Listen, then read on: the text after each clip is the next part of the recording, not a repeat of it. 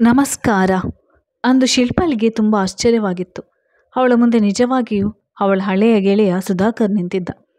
ಮುಖದಲ್ಲಿ ಕಾಣುತ್ತಿದ್ದ ಪ್ರೌಢತೆ, ಕಪ್ಪು ತಲೆಗೂದಲಿನ ಮಧ್ಯೆ ಅಲ್ಲಲ್ಲಿ ಹಿನ್ಕುತ್ತಿದ್ದ ನೆರೆಕೂದಲು, ಅವನು ಧರಿಸಿದ್ದ ಕನ್ನಡಕ, ಅವನ ಭಾವಭಂಗಿ ಇವೆಲ್ಲವೂ ಅವನು ಖಂಡಿತ ಸುಧಾಕರ್ನೇ ಎಂದು ಸಾಬೀತು ಮಾಡಿದ್ದವು. ಅವನನ್ನು ಸುಧಾಕರ್ ಎಂದು ಕ್ಷಣ ಮಾತ್ರದಲ್ಲಿ ಗುರುತಿಸಲು ಅವಳಿಗೆ ಕಷ್ಟವಾಗಿರಲಿಲ್ಲ. ಏಕೆಂದರೆ ಸುಧಾಕರ್ ಜೊತೆ ಶಿಲ್ಪ ಒಂದಲ್ಲ ಎರಡಲ್ಲ 7 ವರ್ಷಗಳ ಕಾಲ ಲಿವ್ ಇನ್ ರಿಲೇಷನ್ಸ್ ಜೀವನ ಸಾಗಿಸಿದ್ದಳು. ಈಗ ಸುಧಾಕರ್ನೇ ತನ್ನ ಬಾಸ್ ಆಗಿ ಬರುತ್ತಿದ್ದಾನೆ ಎಂದು ತಿಳಿದು ಶಿಲ್ಪ ದಂಗಾಗಿದ್ದಳು. ಕಳೆದ 3 ವಾರಗಳಿಂದ ಹೊಸ ಬಾಸ್ಗಾಗಿ ಕಂಪನಿ ಸಾಫ್ಟ್ ಬಂಗಲೆ ರೆಡಿಯಾಗುತ್ತಿತ್ತು. ಸುಧಾಕರ್ ಅಲ್ಲಿ ಇಳಿದುಕೊಳ್ಳಲು ಸಕಲ ಸೌಕರ್ಯಗಳು ಸಿದ್ಧ ಆಗಿದ್ದವು. ಸುಣ್ಣ ಬಣ್ಣದ ಕಾರ್ಯ ನಿರಂತರವಾಗಿ ನಡೆಯುತ್ತಿತ್ತು. ಬಂಗಲೆಯ ಉಸ್ತುವಾರಿ ಮತ್ತು ಸುಧಾಕರನ್ನು ಸ್ವಾಗತಿಸುವ ಜವಾಬ್ದಾರಿಯನ್ನು ಕಂಪನಿ ಶಿಲ್ಪ ಮತ್ತು ಅವಳ ಪತಿ ಕೃಷ್ಣಮೂರ್ತಿಗೆ ವಹಿಸಿತ್ತು. ಕೃಷ್ಣಮೂರ್ತಿ ಕೂಡ ಶಿಲ್ಪಾಳ ಕಂಪನಿಯಲ್ಲಿ ಕೆಲಸ ಮಾಡುತ್ತಿದ್ದ. ಬಂಗ್ಲೆ ಕೆಲಸದ ಒತ್ತಡದಿಂದ ಗಂಡ ಹೆಂಡತಿ ಇಬ್ಬರಿಗೂ ಸರಿಯಾಗಿ ಊಟ ನಿದ್ದೆ ಮಾಡಲಿಕ್ಕೂ ಪುರ್ಸೋತು ಸಿಕ್ಕಿರಲಿಲ್ಲ. ಅವರಿಬ್ಬರ ಕಾಲುಗಳು ಒಂದು ಕ್ಷಣ ಅವರ ಮನೆಯಲ್ಲಿದ್ದರೆ ಇನ್ನೊಂದು ಕ್ಷಣ ಬಂಗಲೆಯಲ್ಲಿ ಇರುತ್ತಿದ್ದವು. ಹೀಗಾಗಿ ಇಬ್ಬರಿಗೂ ತಿರುಗಿ ತಿರುಗಿ ಸಾಕಾಗಿ ಸದ್ಯ ಈ ಬಂಗ್ಲೆ ಕೆಲಸ ಮುಗಿದ್ರೆ ಸಾಕು ಎಂದು ಅಪಹಪಿಸುತ್ತಿದ್ದರು. ಅವರಿಬ್ಬರು ಸುಧಾಕರ್ನ ಆಗಮನವನ್ನು ಬಹಳ ಉತ್ಸಾಹದಿಂದ ಎದುರು ನೋಡುತ್ತಿದ್ದರು. ಸುಧಾಕರ್ ಬ್ಯಾಂಗ್ಳೂರಿನಿಂದಲೇ ಫೋನ್ ಮಾಡಿ, ಬಂಗಲೆಯ ಗೋಡೆ ಬಣ್ಣ ಆಕರ್ಷಕವಾಗಿರಬೇಕು, ತೀರಾ ಗಾಢವಾದ ಬಣ್ಣ ಹೊಡಿಸಬಾರ್ದು, ಕರ್ಟನ್ಗಳ ಡಿಸೈನ್ ಚೆನ್ನಾಗಿರಬೇಕು, ಫರ್ನಿಚರ್ಗಳನ್ನು ಒಪ್ಪವಾಗಿ ಜೋಡಿಸಿರಬೇಕು, ಬಂಗಲೆ ಮುಂದೆ ಪುಟ್ಟ ಹೂದೋಟ ಇರಬೇಕು, ಲಾನ್ ಚೆನ್ನಾಗಿರಬೇಕು ಅಂತ ಶಿಲ್ಪಳಿಗೆ ಆದೇಶ ಕೊಟ್ಟಿದ್ದ. ಗಂಡ ಹೆಂಡತಿ ಕಷ್ಟಪಟ್ಟು ಬಂಗ್ಲೆ ಹೊರಗಡೆ ಮತ್ತು ಒಳಗಡೆ ಆಕರ್ಷಕವಾಗಿ ಕಾಣುವಂತೆ ನೋಡಿಕೊಂಡಿದ್ದರು. ಒಟ್ಟಿನಲ್ಲಿ ಸುಧಾಕರ್ ಬಂಗಲೆಯ ನೋಡ್ತಾ ವಾವ್ ಎಂದು ಅವರಿಬ್ಬರನ್ನು ಹೊಗಳಬೇಕು. ಅಷ್ಟರ ಮಟ್ಟಿಗೆ ಇಬ್ಬರು ಶ್ರಮಿಸಿದ್ದರು. ಬ್ಯಾಂಗ್ಳೂರಿನಿಂದ ಸುಧಾಕರ್ ಫೋನ್ ಬರುವುದೇ ತಡ. ಕೃಷ್ಣಮೂರ್ತಿ ಫೋನ್ ತೆಗೆದುಕೊಂಡು, ಆಯಿತು ಸರ್, ಎಲ್ಲ ಕೆಲಸಗಳು ನಡೀತಾ ಇವೆ, ನೀವು ಬರುವುದನ್ನೇ ನಾವು ಕಾಯ್ತಾ ಇದ್ದೀವಿ, ಇನ್ನೇನಾದರೂ ಬೇಕಾದರೆ ಹೇಳಿ ಸರ್ ಎಂದು ವಿನಮ್ರನಾಗಿ ಸುಧಾಕರ್ನ ಆದೇಶಗಳನ್ನು ಪಾಲಿಸುತ್ತಿದ್ದ. ಶಿಲ್ಪ ಕೂಡ ಮನೆಯನ್ನು ಒಪ್ಪವಾಗಿ ಇಡುವುದರಲ್ಲಿ ಜಾಣೆ. ಹೀಗಾಗಿ ಅವಳಿಗೆ ಬಂಗಲೆಯನ್ನು ಒಪ್ಪವಾಗಿ ಆಕರ್ಷವಾಗಿ ಇಡಲು ಕಷ್ಟಪಡಬೇಕಾಗಿರಲಿಲ್ಲ. ಡ್ರಾಯಿಂಗ್ ರೂಮ್, ಬೆಡ್ರೂಮ್ ಮತ್ತು ಹಾಲ್ನಲ್ಲಿ ಚಿತ್ತಾಕರ್ಷಕ ಪ್ರಕೃತಿಯ ಸೌಂದರ್ಯವನ್ನು ಸೂಸುವ ಫೋಟೋಗಳನ್ನು ನೇತು ಹಾಕಿದ್ದಳು. ಅವಶ್ಯವಿರುವ ಕಡೆಗಳಲ್ಲಿ ಸುಂದರ ಹೂಕುಂಡಗಳನ್ನು ಜೋಡಿಸಿದ್ದಳು. ನಂತರ ಬಂಗಲೆ ಸುತ್ತ ಒಮ್ಮೆ ಶಿಲ್ಪ ಕಣ್ಣು ಹಾಯಿಸಿದಾಗ ತಾನು ಶ್ರಮಪಟ್ಟಿದ್ದಕ್ಕೂ ಸಾರ್ಥಕವಾಯಿತು ಎಂದು ತೃಪ್ತಿಪಟ್ಟಿದ್ದಳು. ಇಷ್ಟೆಲ್ಲ ಮಾಡಿದರೂ ಹೊಸ ಬಾಸ್ ಇನ್ನೇನಾದರೂ ಖ್ಯಾತಿ ತೆಗೆಯುತ್ತಾರೋ ಏನೋ ಎಂದು ಗಂಡ ಹೆಂಡತಿ ಮನಸ್ಸಿನಲ್ಲಿ ಅಳುಕಿತ್ತು. ಶಿಲ್ಪಾಳಿಗೂ ತನ್ನ ಹೊಸ ಬಾಸ್ ಬಗ್ಗೆ ಚಿಂತೆ ಮೂಡಿತ್ತು. ಅವರ ಸ್ವಭಾವ ಹೇಗೋ ಏನೋ, ಕೆಲಸದ ವಿಷಯದಲ್ಲಿ ತುಂಬ ತರಲೆಯಾದರೆ ಹೇಗೆ ಸಹಿಸಿಕೊಳ್ಳುವುದು, ಹೀಗೆ ನಾನಾ ವಿಚಾರಗಳು ಅವಳನ್ನು ಕಾಡುತ್ತಿದ್ದವು. ಶಿಲ್ಪ ಅವತ್ತು ಬಂಗ್ಲೆ ಕೆಲಸ ಮುಗಿಸಿ ಸ್ವಲ್ಪ ವಿಶ್ರಾಂತಿ ಪಡೆಯಲು ಮನೆಗೆ ಹೋಗಿ ಮಂಚದ ಮೇಲೆ ಮಲಗಿದಾಗ ಕೃಷ್ಣಮೂರ್ತಿಯ ಫೋನ್ ಬಂತು. ಶಿಲ್ಪ, ಬಾಸ್ ಬಂದೇ ಬಿಟ್ಟರು, ಏರ್ಪೋರ್ಟ್ನಿಂದ ನೇರವಾಗಿ ಬಂಗ್ಲೆಗೆ ಬರ್ತಿದ್ದಾರೆ. ನಾನು ಬಂಗ್ಲೆಗೆ ಬರುವುದು ಸ್ವಲ್ಪ ತಡ ಆಗುತ್ತೆ. ದಯವಿಟ್ಟು ನೀನೇ ಬಾಸ್ನ ವೆಲ್ಕಮ್ ಮಾಡಿ ಅವರಿಗೆ ಲಂಚ್ಗೆ ರೆಡಿ ಮಾಡು. ಬಂಗ್ಲೆ ಸ್ಟಾಫ್ಗೂ ಅವರು ಬರ್ತಾ ಇರುವ ಸುದ್ದಿ ತಿಳಿಸು. ಸ್ವಲ್ಪ ಹೊತ್ತು ಹೇಗೋ ಮ್ಯಾನೇಜ್ ಮಾಡು, ಅಷ್ಟರಲ್ಲಿ ನಾನು ಬಂದು ಬಿಡ್ತೀನಿ ಎಂದು ಶಿಲ್ಪಾಳ ಉತ್ತರಕ್ಕೂ ಕಾಯದೆ ಫೋನ್ ಕಟ್ ಮಾಡಿದ. ಕೃಷ್ಣಮೂರ್ತಿ ಕಿಲಾಡಿ ಅಂತೂ ಏನೋ ನೆಪ ಮಾಡಿಕೊಂಡು ಎಲ್ಲ ಕೆಲಸಗಳನ್ನು ಶಿಲ್ಪಾಳ ಮೇಲೆ ಹೊರಿಸಿದ್ದ. ಶಿಲ್ಪ ಬೇಗ ಡ್ರೆಸ್ ಮಾಡಿಕೊಂಡು ಬಾಸ್ನನ್ನು ಸ್ವಾಗತಿಸಲು ಬಂಗ್ಲೆಗೆ ಬಂದು ಕಾಯ್ತಾ ನಿಂತಳು. ಸ್ವಲ್ಪ ಹೊತ್ತಾದ ಮೇಲೆ ಒಂದು ಬಿಳಿ ಫೋರ್ಡ್ ಕಾರ್ ಬಂಗಲೆಯ ಮುಂದೆ ಬಂದು ನಿಂತಿತು. ಡ್ರೈವರ್ ಕಾರಿನ ಹಿಂಬಾಗಿಲು ತೆರೆದಾಗ ಬಾದಾಮಿ ಬಣ್ಣದ ಸೂಟ್ ಧರಿಸಿ ಕಣ್ಣಿಗೆ ಕೂಲಿಂಗ್ ಗ್ಲಾಸ್ ಹಾಕಿಕೊಂಡು ಬಹಳ ಟಿವಿಯಿಂದ ಸುಮಾರು 40-45 ವರ್ಷದ ಗೋಧಿ ಮೈಬಣ್ಣದ ಆಕರ್ಷಕ ವ್ಯಕ್ತಿತ್ವದ ಸುಮಾರು 6 ಅಡಿ ಎತ್ತರದ ಸಾಧಾರಣ ಮೈಕಟ್ಟಿನ ವ್ಯಕ್ತಿ ಕಾರಿನಿಂದ ಇಳಿದು ಲಾನ್ನ ಕಾಲ್ದಾರಿಯಲ್ಲಿ ನಡೆದುಕೊಂಡು ನೇರವಾಗಿ ಶಿಲ್ಪಾಳ ಬಳಿ ಬಂದು, ನೀನು ಶಿಲ್ಪ ತಾನೆ ಎಂದಾಗ ಶಿಲ್ಪ ಅವನಿಗೆ ನಮಸ್ಕರಿಸಿ ಬಂಗ್ಲೆಯ ಬೀಗದ ಕೈಯನ್ನು ಅವನ ಕೈಗಿತ್ತಳು. ಅವನು ಕಾರಿನಿಂದ ಇಳಿದಾಗಲೇ ಆ ವ್ಯಕ್ತಿ ಸುಧಾಕರ್ ಎಂದು ಗುರುತಿಸಿದ್ದಳು. ಶಿಲ್ಪ, ನಿನ್ನ ಬಗ್ಗೆ ಎಲ್ಲಿಂದನೂ ಕೇಳಿ ತಿಳಿದಿದ್ದೆ, ಎಲ್ಲದರಲ್ಲೂ ನೀನು ತುಂಬ ಎಫಿಷಿಯೆಂಟ್ ಅಂತೆ. ಆದರೆ ನಿನ್ನ ನೋಡಿದಾಗ ನೀನೇ ನನ್ನ ಶಿಲ್ಪ ಅಂತ ಗೊತ್ತಾಗಿ ಹೋಯಿತು. ಹೇಗಿದ್ದಿ ಶಿಲ್ಪ ಅಂತ ಸುಧಾಕರ್ ಅವಳ ಗುರುತು ಹಿಡಿದಿದ್ದ. ಆದರೆ ಶಿಲ್ಪಾಗೆ ನೇರವಾಗಿ ಸುಧಾಕರ್ನ ಮುಖ ಕೊಟ್ಟು ಮಾತನಾಡಿಸುವುದು ಇಷ್ಟವಿರಲಿಲ್ಲ. ತನ್ನ ಬಾಸ್ ಸುಧಾಕರ್ ಎಂದು ತಿಳಿದ ಮೇಲಂತೂ ಶಿಲ್ಪಾಗೆ ಅವನ ಮೇಲೆ ಏನೋ ಒಂಥರ ನಿಕೃಷ್ಟ ಭಾವನೆಯುಂಟಾಗಿತ್ತು. ಅದರಲ್ಲಿ ಅವನು ನನ್ನ ಶಿಲ್ಪ ಅಂತ ಹೇಳಿದ್ದು ಅವಳ ಮನಸ್ಸಿಗೆ ಇನ್ನೂ ಘಾಸಿಯಾಗಿತ್ತು. ಏಕೆಂದರೆ ಅಷ್ಟೊಂದು ಆತ್ಮೀಯವಾಗಿ ಕರೆಯುವ ಹಕ್ಕನ್ನು ಸುಧಾಕರ್ ಎಂದೋ ಕಳೆದುಕೊಂಡಿದ್ದ. ಸುಧಾಕರ್ನ ಉಪಸ್ಥಿತಿಯಿಂದಾಗಿ ಶಿಲ್ಪಾಳ ಮನಸ್ಸು ವಿಚಲಿತಗೊಂಡಿತ್ತು. ಅವನ ಜೊತೆ ಒಂದು ಕ್ಷಣ ಇರಕ್ಕೂ ಅವಳು ಇಷ್ಟವಿಡಲಿಲ್ಲ. ಆದರೆ ಏನು ಮಾಡುವುದು, ಹಾಗೂ ಸುಧಾಕರ್ ಬಾಸ್, ಇವಳು ಅವನ ಕೈ ಕೆಳಗೆ ಕೆಲಸ ಮಾಡೋ ಉದ್ಯೋಗಿ. ಈ ಒಂದು ಸಂಬಂಧ ಅವಳನ್ನು ಅಲ್ಲಿ ಕಟ್ಟಿ ಹಾಕಿತ್ತು. ಸುಧಾಕರ್ ಬಂಗ್ಲೆ ಒಳಗೆ ಬಂದವನೇ ಒಮ್ಮೆ ಅದರ ಸುತ್ತ ಕಣ್ಣಾಡಿಸಿ ತನ್ನ ಮೆಚ್ಚುಗೆ ಸುಸುತ್ತಾ ಸೋಫಾದ ಮೇಲೆ ಕುಳಿತ. ಪ್ರಯಾಣದ ಆಯಾಸದಿಂದ ಸುಧಾಕರ್ ಹಾಗೆ ಸೋಫಾಕ್ಕೆ ಒದಗಿದಾಗ ಅವನಿಗೆ ಜೊಂಪು ಹತ್ತುತ್ತಿತ್ತು. ಶಿಲ್ಪ ಅಡುಗೆಯವಳಾದ ಶಾಂತಮ್ಮನತ್ತಿರ ಬಾಸ್ಗೆ ಕಾಫಿ ತಿಂಡಿ ಕೊಡುವಂತೆ ಹೇಳಿ ಮನೆಗೆ ಹೋಗೋ ಯೋಚನೆ ಮಾಡಿದರೂ ಅದು ಅಸಭ್ಯತನ ಎಂದು ತಿಳಿದು ತಾನಾಗಿಯೇ ಸ್ವಲ್ಪ ಬಿಸ್ಕೆಟ್ ಮತ್ತು ಕಾಫಿಯನ್ನು ತಂದಾಗ ಅವನು ಸೋಫಾದ ಮೇಲೆ ಮಲಗಿದ್ದನ್ನು ನೋಡಿ ಕಾಫಿಯ ಟ್ರೇಯನ್ನು ಟೇಬಲ್ ಮೇಲೆ ಇಟ್ಟಾಗ ಸುಧಾಕರ್ ಬೆಚ್ಚಿ ಬಿದ್ದವನಂತೆ ಎದ್ದು ಕುಳಿತ. ಸಾರಿ ಶಿಲ್ಪ, ಆಯಾಸಾಗಿತ್ತು, ಅದಕ್ಕೆ ಸ್ವಲ್ಪ ಆಗಿ ಮಲಗಿದೆ, ಹಿಂಗೆ ತೊಂದರೆ ಕೊಟ್ಟೆ. ತೊಂದರೆ ಏನಿಲ್ಲ ಸರ್, ಇದು ನನ್ನ ಕರ್ತವ್ಯ, ಕಾಫಿ ತಗೊಳ್ಳಿ ಎಂದು ಶಿಲ್ಪ ಕಾಫಿ ಕೊಟ್ಟಳು. ಇದೇನು ಶಿಲ್ಪ, ನನ್ನ ಸರ್ ಅಂತ ಕರಿತಿದ್ಯಾ? ನನಗೆ ಮುಜುಗರ ಆಗುತ್ತೆ, ನನ್ನ ಹೆಸರಿಟ್ಟೇ ಕರಿ, ನನಗೇನು ಬೇಜಾರಿಲ್ಲ ಎಂದ ಸುಧಾಕರ್. ಯಾವ ಅಧಿಕಾರದಿಂದ ಹಾಗೆ ಕರೀಲಿ ಸರ್? ಹಾಗಾದರೆ ನೀನು ಇನ್ನೂ ನನ್ನ ಕ್ಷಮಿಸಿಲ್ಲ ಅಲ್ವಾ? ಸುಧಾಕರ್ನ ಧ್ವನಿಯಲ್ಲಿ ನಿರಾಶಾ ಭಾವನೆ ಇತ್ತು. ಸರ್, ಈಗಿನ ಸತ್ಯವೇ ಬೇರೆ ಅಲ್ವಾ?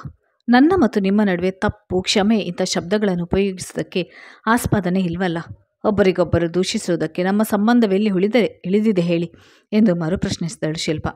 ನಾವಿಬ್ಬರು 7 ವರ್ಷ ಜೀವನ ಕಳೆದದ್ದು ಅಷ್ಟು ಬೇಗ ನಿಮಗೆ ಮರೆತು ಹೋಯ್ತಾ ಶಿಲ್ಪ? ಅದೇ ನಾನು ಮಾಡಿದ ದೊಡ್ಡ ತಪ್ಪು ಸರ್ ಎಂದು ಕಾಫಿ ಕಪ್ಪನ್ನು ಸುಧಾಕರ್ ಕೈಗೆ ಕೊಡುತ್ತಾ ಶಿಲ್ಪ ಹೇಳಿದಳು. ಇಲ್ಲ ಶಿಲ್ಪ, ದಯವಿಟ್ಟು ಹಾಗೆ ಹೇಳಬೇಡ. ನಿನ್ನ ಆಸೆ ಆಕಾಂಕ್ಷೆಗಳನ್ನು ನಾನು ತಿರಸ್ಕರಿಸಿದ್ದಕ್ಕೆ ನಾನು ಈಗಲೂ ಶಿಕ್ಷೆ ಅನುಭವಿಸ್ತಾ ಇದ್ದೀನಿ.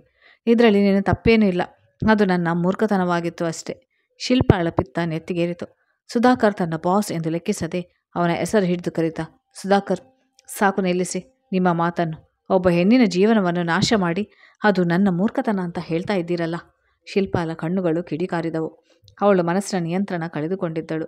ಅವಳು ಸುಧಾಕರ್ನನ್ನು ದ್ವೇಷಿಸುತ್ತಿದ್ದಳು ಮತ್ತು ಸುಧಾಕರ್ ಕೂಡ ಅವಳ ದ್ವೇಷಕ್ಕೆ ಯೋಗ್ಯ ಮನುಷ್ಯನಾಗಿದ್ದ. ಅವಳ ಗರಿವಿಲ್ಲದಂತೆ ಅವಳ ಕಣ್ಣುಗಳಿಂದ ನೀರು ತೊಟ್ಟಿಕ್ಕಿತ್ತು. ಅವಳು ಕಣ್ಣೀರನ್ನು ಒರೆಸಿಕೊಂಡಳು.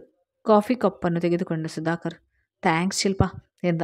ಸುಧಾಕರ್ ಬಾಯಿಂದ ಥ್ಯಾಂಕ್ಸ್ ಶಬ್ದ ಕೇಳಿ ಶಿಲ್ಪ ಅವಕ್ಕಾಗಿದ್ದಳು. ಈ ವ್ಯಕ್ತಿ ಥ್ಯಾಂಕ್ಸ್ ಅಂತ ನನಗೆ ಯಾಕೆ ಹೇಳ್ತಿದ್ದಾನೆ ಅಂತ ಶಿಲ್ಪ ಮನಸ್ಸಿನಲ್ಲಿ ಯೋಚಿಸಿದಳು. ಇವನು ಥ್ಯಾಂಕ್ಸ್ ಅಂತ ಹೇಳಿಬಿಟ್ಟರೆ ನನ್ನ ದೇಹದೊಳಗೆ ಹುರಿಯುತ್ತಿದ್ದ ಬೆಂಕಿ ಶಮನವಾಗುವುದೇ ಅಂತ ಅವನನ್ನು ಕೇಳಬೇಕೆಂದು ಬಯಸಿದರೂ ಮೌನ ವಹಿಸಿದಳು. ಇನ್ನೊಂದು ಕಡೆ ಶಿಲ್ಪಾಳ ಕಣ್ಣೀರು ಅವಳ ಗತ ಜೀವನದ ಚಿತ್ರಣವನ್ನು ನೋಡಿ ತಾನೂ ಪಶ್ಚಾತ್ತಾಪ ಪಡಬೇಕೋ ಅಥವಾ ತನಗೋಸ್ಕರ ಅವಳು ಇನ್ನೂ ಕಣ್ಣೀರು ಹಾಕುತ್ತಿದ್ದಾಳಲ್ಲ ಎಂದು ಖುಷಿ ಪಡಬೇಕೋ ಅರ್ಥವಾಗದೆ ಸುಧಾಕರ್ ದ್ವಂದ್ವದಲ್ಲಿದ್ದ. ನಂತರ ಸುಧಾಕರ್ ಶಿಲ್ಪಳನ್ನು ದಿಟ್ಟಿಸಿ ನೋಡ್ತಾ, ನನ್ನನ್ನು ಹೆಸರಿಡಿದು ಕರೆದಿದ್ದಕ್ಕೆ ಇನ್ನೊಂದು ಸಾರಿ ಥ್ಯಾಂಕ್ಸ್ ಎಂದ. ಶಿಲ್ಪ ಏನು ಪ್ರತಿಕ್ರಿಯೆ ತೋರಿಸದೆ, ಸರ್ ಲಂಚಿಗೆ ಏನು ತಯಾರಿ ಮಾಡಿಸಲಿ, ನಿಮಗಿಷ್ಟವೇನು ಅಂತ ಹೇಳಿ ಅದನ್ನೇ ಅಡುಗೆಯವಳ ಹತ್ತಿರ ಮಾಡಿಸ್ತೇನೆ ಎಂದು ಕೇಳಿದಳು. ಆಗ ಸುಧಾಕರ್, ಅಡುಗೆಯವಳು ಬೇಡ, ನೀನೇ ನಿನ್ನ ಕೈಯಾರೆ ಏನಾದರೂ ಮಾಡು, ನಿನ್ನ ಅಡುಗೆ ರುಚಿ ನೋಡಿ ಎಷ್ಟು ವರ್ಷ ಆಯಿತು ಎಂದು ನಗುತ್ತಾ ಹೇಳಿದ. ಸುಧಾಕರ್ನ ಈ ನಾಟಕೀಯದ ಮಾತು ಶಿಲ್ಪಾಳಿಗೆ ಕೊಂಚವೂ ಇಡಿಸಲಿಲ್ಲ. ಅವನ ಆತ್ಮೀಯತೆ ಮಾತು ಅವಳನ್ನು ಇನ್ನೂ ಕೆರಳಿಸಿತು. ನೋಡಿ ಸುಧಾಕರ್, ಸಾರಿ. ನೋಡಿ ಸರ್, ನೀವು ನನ್ನನ್ನು ತಪ್ಪು ತಿಳಿದುಕೊಂಡಿದ್ದೀರಾ, ತಪ್ಪು ಅಭಿಪ್ರಾಯ ಹೊಂದಿದ್ದೀರಾ. ಈಗ ನನ್ನ ಹೃದಯದಲ್ಲಿ ನಿಮಗೆ ಯಾವ ಜಾಗವೂ ಇಲ್ಲ. ನನಗೆ ನಿನ್ನ ಮೇಲೆ ಈಗ ಪ್ರೀತಿ ಇಲ್ಲ, ಬರೀ ದ್ವೇಷ ಇದೆ. ನನ್ನ ಗತ ಜೀವನ ನೆನಪಿಸಿಕೊಂಡಾಗ ನಾನು ನಿಮ್ಮನ್ನು ಗುರುತಿಸಲು ಇರಲಿಲ್ಲ ಮತ್ತು ನೇರವಾಗಿ ಮುಖ ಕೊಟ್ಟು ಮಾತನಾಡೋಕ್ಕೂ ಇಷ್ಟಪಡ್ತಾ ಇರಲಿಲ್ಲ. ನಿಮ್ಮನ್ನು ಕಳೆದುಕೊಂಡೆ ಅಂತ ನನಗೆ ಯಾವ ವಿಷಾದವೂ ಇಲ್ಲ, ವ್ಯಥೆನೂ ಇಲ್ಲ. ಈಗ ನಾನು ಒಬ್ಬ ಆದರ್ಶ ಗೃಹಿಣಿ. ನನ್ನ ವೈವಾಹಿಕ ಜೀವನ ತೃಪ್ತಿಯಾಗಿದೆ. ಈಗ ನನ್ನ ತುಂಬ ಪ್ರೀತಿಸುವ ಗಂಡ ಇದ್ದಾರೆ. ನನಗೆ ಮುದ್ದಾದ ಒಂದು ಮಗು ಇದೆ. ಬೇಕೆಂದರೆ ನಮ್ಮ ಮನೆಗೆ ಬಂದು ನೋಡಿ, ಅಲ್ಲಿ ಎಲ್ಲೆಲ್ಲೂ ಸುಖ ಶಾಂತಿ ಕಾಣುವಿರಿ ಎಂದು ಹೇಳುವಾಗ ಶಿಲ್ಪಾಳ ಕಣ್ಣುಗಳ ಆನಂದ ಬಾಷ್ಪ ಸುರಿಸಿದವು. ಹಾಗಾದರೆ ನಿಜವಾಗ್ಲೂ ನಾನು ನಿನ್ನ ಮನಸ್ಸಿನಲ್ಲಿ ಇಲ್ವಾ ಶಿಲ್ಪ? ಸುಧಾಕರ್ ನಿರಾಶೆಯಿಂದ ಕೇಳಿದ. ನನ್ನ ಮನಸ್ಸಿನಲ್ಲಿ ನೀವಿದ್ದೀರೋ ಅಥವಾ ಇಲ್ಲವೋ ಅದು ಮುಗಿದ ಕತೆ. ನೀವ್ಯಾಕೆ ಅದರ ಬಗ್ಗೆ ಚಿಂತೆ ಮಾಡ್ತೀರಿ? ಶಿಲ್ಪ ಗಂಭೀರವಾಗಿ ಹೇಳಿದಳು. ನಿನ್ನ ಬಗ್ಗೆ ನನಗೆ ಚಿಂತೆ ಇದೆ ಅಂತಲೇ ತಿಳ್ಕೊ. ಇವತ್ತಿಗೂ ಸಹ ನನ್ನ ಹೃದಯದಲ್ಲಿ ನಿನಗೊಂದು ಸ್ಥಾನ ಇದೆ. ಶಿಲ್ಪ ಏನು ಮಾತನಾಡದೆ ಮೌನವಾಗಿದ್ದಳು. ಸುಧಾಕರ್ ತನ್ನ ಮಾತನ್ನು ಮುಂದುವರಿಸಿದ. ಶಿಲ್ಪ, ನಿಂಗೆ ಇನ್ನೊಂದು ವಿಷಯ ಗೊತ್ತಾ? ಮೊದಲು ನಾನು ನಿನ್ನ ಹೆಸರು ಕೇಳಿದೊಡನೆಯೇ ಅದು ನನ್ನ ಶಿಲ್ಪಾಳೇ ಇರಬೇಕೆಂದು ಊಹಿಸಿದೆ. ಏನಾದರಾಗಲಿ ನಿನ್ನನ್ನು ನೋಡಲೇಬೇಕೆಂದು ನಾನು ಇಲ್ಲಿಗೆ ಬಂದಿತ್ತು ನಿಜ. ನಾನು ಹಿಂದೆ ನಿನಗೆ ಪ್ರೀತಿ ಪ್ರೇಮದ ಯಾವ ತರಹದ ವಾಗ್ದಾನ ಕೊಟ್ಟಿರಲಿಲ್ಲ. ಆದರೆ ನೀನು ನನ್ನನ್ನು ಪ್ರೀತಿಸುತ್ತಿದ್ದದ್ದು ಸುಳ್ಳ? ನೀನು ಎಷ್ಟೋ ಸಲ ನೀವಿಲ್ಲದೆ ನಾನು ಬದುಕುವುದು ಸಾಧ್ಯವಿಲ್ಲ ಅಂತ ಹೇಳಿದ್ದು ಸುಳ್ಳ? ಅದನ್ನೆಲ್ಲ ಅಷ್ಟು ಬೇಗ ಮರೆತು ಬಿಟ್ಯಾ?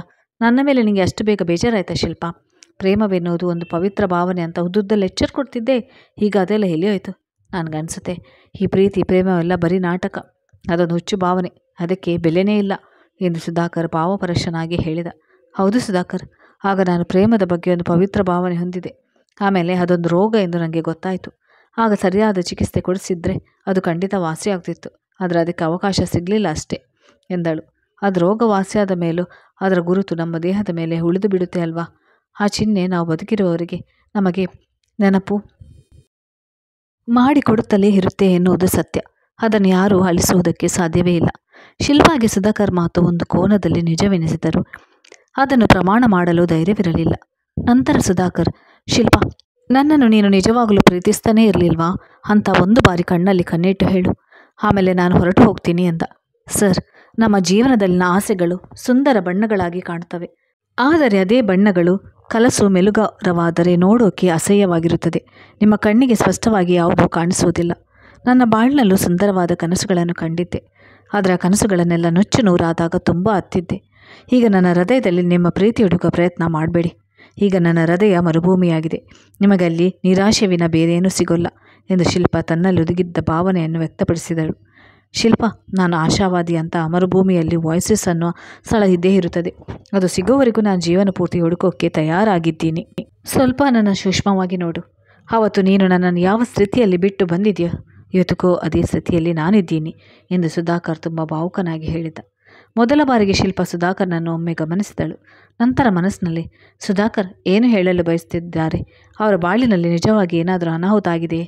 ಅವರು ಯಾಕೆಷ್ಟು ನಿರಾಶರಾಗಿದ್ದಾರೆ? ಹಿಂದೆ ಅವರಿಷ್ಟದಂತೆ ಎಲ್ಲ ಸಂಭವಿಸಿದರು, ಈಗ ಯಾಕೆ ಹೀಗಾಗಿದ್ದಾರೆ? ಏಕೆ ಅನ್ನೋ ಪ್ರಶ್ನೆಗಳು ಶಿಲ್ಪನನ್ನು ಕಾಡತೊಡಗಿದವು. ಅವಳ ನೆನಪು 7 ವರ್ಷಗಳ ಹಿಂದೆ ಹೋಯಿತು. ಆಗ ಅವರ ಜೀವನ ಎಷ್ಟು ಸುಂದರವಾಗಿತ್ತು.